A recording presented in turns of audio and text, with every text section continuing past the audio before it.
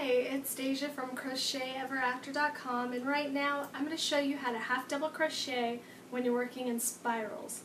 So if you don't like the look of a join when you're working in the round, this is going to show you how to do it all without the joins.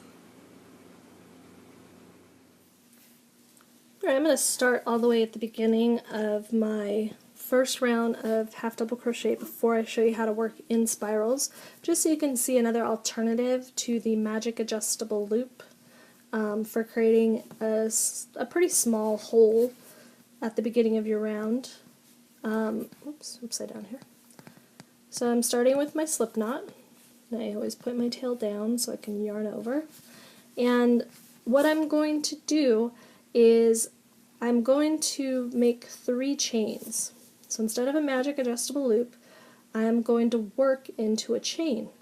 So I make 3 because I want the 2 of them to count as one of my half double crochets, and the third one is going to be my ring. So what I'm going to do is I'm going to half double crochet 7 times into the 3rd chain from my hook.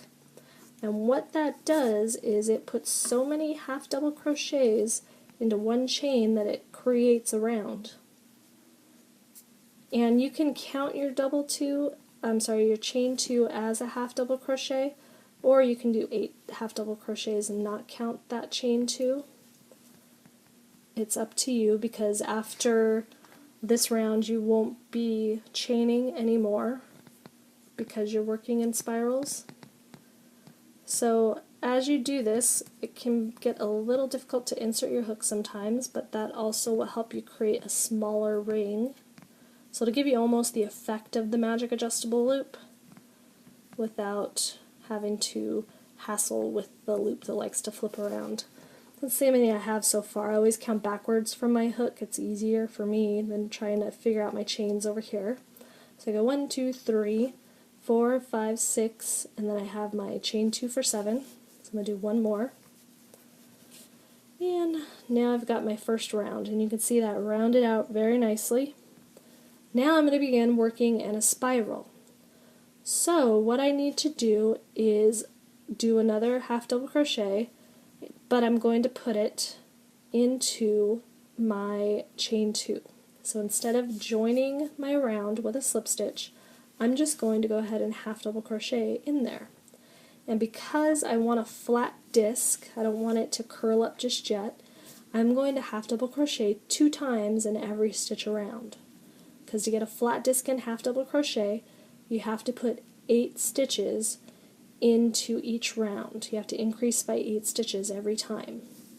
And that's because of the size of the stitch. 8 is what's needed to create that flat disc. So I just did 1, and you'll see it just kind of jumped up a little. So let me do that one more time so you can see that a little bit better. So I find the top of my chain 2, here's my first chain where that loop is, and this is my second chain. So I yarn over and insert my hook into that. And I like to catch my chain and the bottom bump of my chain, so I don't get, if I just catch this one loop, sometimes, get the whole loop there, sometimes when you pull up you'll have a big hole. So if you catch the loop and the bottom bump, and you get both of those, it doesn't give you as big a hole. It's a little bit smaller and less visible. So I yarn over and I do my half double crochet. Now because I'm making a flat disc, I'm going to have to increase into each stitch. So I'm going to do 2 half double crochets in every stitch. And this one's nice and visible, nice and easy to see, so I'm going to do another half double in there. And before I get going on the rest of this round, I want to put in a stitch marker. So grab my stitch marker,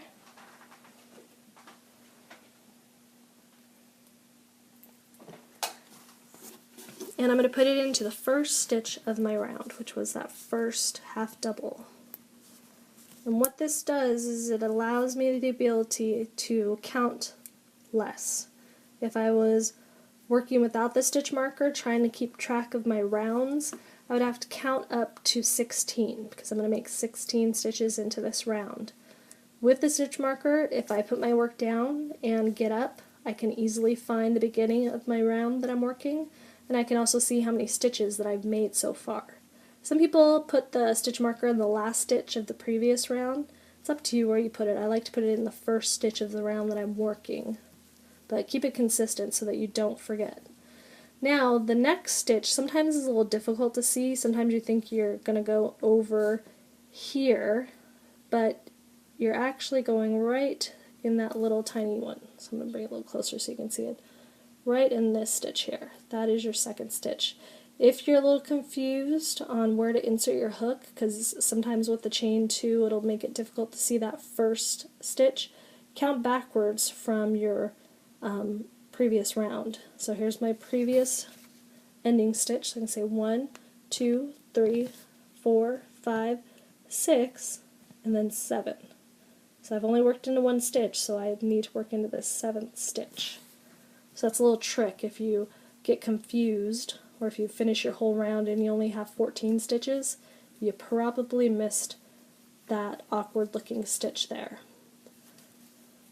So I keep on doing 2 half double crochets in every stitch around. I'll slow it down a little so you can see this next one. So I find my next stitch, I can always turn it sideways and find the V. This is an upside down V, so I can turn it that way if I want to find the right side V. And I yarn over, insert my hook under both loops.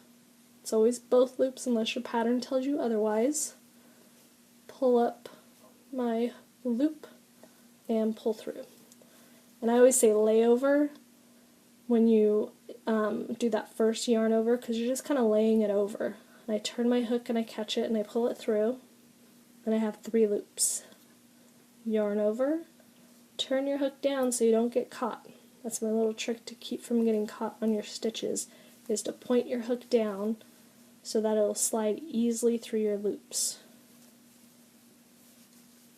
So I keep on going, and after the first round, working in the spiral is a lot easier. There's not such a jump that you had from the first round, which I'll show you right after I finish these last 4 stitches. Oops, split that.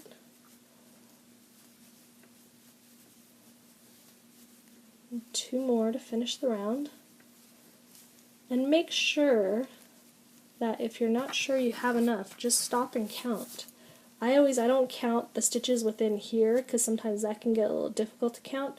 I always count the V's. I turn it sideways and I count backwards from the last one I made. So I got 1, 2, 3, 4, 5, 6, 7, 8, 9, 10, 11, 12, 13, 14, 15, and 16. So I know I did the right amount. And as you can see, instead of having to jump up to get to my next stitch, I'm actually going a little bit down. It's actually sticking up a little bit. So it's very easy to work into that next stitch. Now to keep my round flat, I'd have to increase by 8 stitches again. So I don't do 2 in every single stitch around because that would quadruple it. I do 2 in my first stitch and then 1 half double in the next stitch. And that's the pattern that I need to keep all the way around. So I yarn over and I'm going to increase by working 2 half double crochets in that first stitch, which is nice and big and easy to see. Then I insert my stitch marker back so I don't have to count as much. So what I mean by not counting as much is if I was without this stitch marker, I would have to count up to 8 times 3 is 24 stitches. So I'd have to count up to 24 and make sure that I'm putting my increases in the right spot. With that stitch marker, I only have to count up to 3 because I'm doing groups of 3 stitches for this round. I'm doing 2 increases, and my third stitch is just a regular half double crochet in the next stitch. So I'm doing 1 and then 2 back in that same stitch, and then 3 in the next stitch. And I like to put my increase at the beginning of my sets. So instead of, some designers will have you single crochet first and then the next stitch will be your increase where it's 2 half double crochets. I like to put it first, that way I can do that counting very easily, because no matter what round I'm on, if I'm increasing, I'm always going to have 1, 2 into the first stitch, and then the second part is going to change. So on my next row, because I'm increasing another 8, I'll have 2 in the first stitch, and then I'll have 1 half double crochet into the next 2 stitches. So it'll be 1, 2, and then 3 and 4. And then on the next row it'll be 1, 2, 3, 4, 5.